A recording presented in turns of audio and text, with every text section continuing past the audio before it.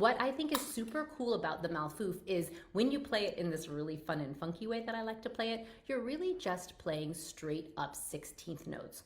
1E and a 2E and a 3E and a 4E and a 1E and a 2E and a 3E and a 4E and a. But because we are going to use two different sounds, and I'm going to use one sound on one hand and the other sound on the other hand, it ends up giving you a funky syncopated rhythm that I just adore. And so we're going to be doing, it's doom, tech, tech, doom, tech, tech, 1, and, is it 1E and a 2E and a 1E and a 2E and a 1, and 1, and sounds like I'm hiccuping or something. My name is Sahira, and I'm here to teach you the beautiful art of belly dance. So, if we are playing the bass of the Malfuf, what makes it a Malfuf, that doom, tech, tech, doom, tech, tech, we are going to be playing it on one hand. I'm going to play it on my right. It might show up as your left on your screen. Let's see. And it's funny, I'm realizing that the way I learned to play it, even though it's a doom tech tech, and those of you who've geeked out with me about drum and zill and making a linear connection between sounds, you know we've talked about the doom would be your basic because it is an open ringing tone on the tabla, and it would be an open ringing tone on the finger cymbals. But I apparently have learned this and continued to perfect it with my old methodology where the doom is the clack.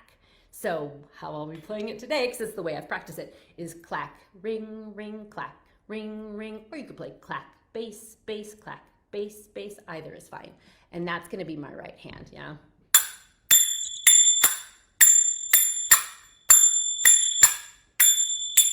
And the other hand is going to fill in all the other missing 16th notes with a tick.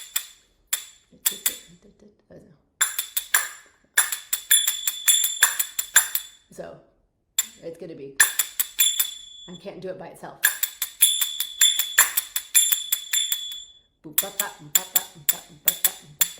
If that was the left hand by itself. Clack, ring, ring.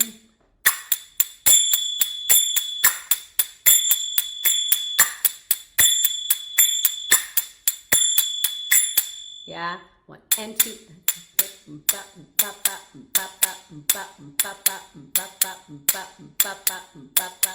Is what the left hand's doing. And really all it's doing, though it sounds so much more complicated. Yeah, that's how I felt the first time I saw it. I was like, it sounds way more complicated, but listen to what's happening if you just imagined all the strokes with the simple count and let go of the fact that there's several sounds happening. It's 1E and a 2E. It's this. This is what's happening. But it's not happening right, left, right, left, right, left, right, left, and it's not happening with just one sound. So it sounds a lot more complicated and a lot more cool, and it's also a lot harder to do. But it's really just straight up 16th notes. 1E and a 2E and a 1E and a 2E and a 1E and a 2E and a 1E and a 2E and a 1E and a 2E and a 1E and a 2E and a. Yeah? So if I were to break it down one last time really slowly with both hands, it's going to be clack, tick, tick, bass, tick, tick, bass, tick, clack, tick, tick, bass, tick, tick, bass, tick, clack, tick, tick, bass, tick, tick, bass, tick. And this concept, some people refer to it as a 3-3-2, because it's going 1, 2, 3, 1, 2, 3, 1, 2, 1, 2, 3, 1, 2, 3, 1, 2.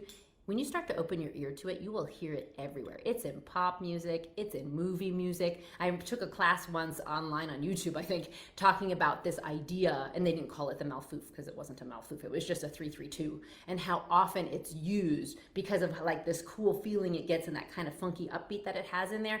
It's everywhere, so you've heard it a bunch of times, but breaking it down inside your head gives you a new appreciation for it and makes you be able to understand it a little bit better. And it is a fun one on the finger cymbals. So there's your little Malfuf tutorial, and I'm sure you can find some other great stuff around.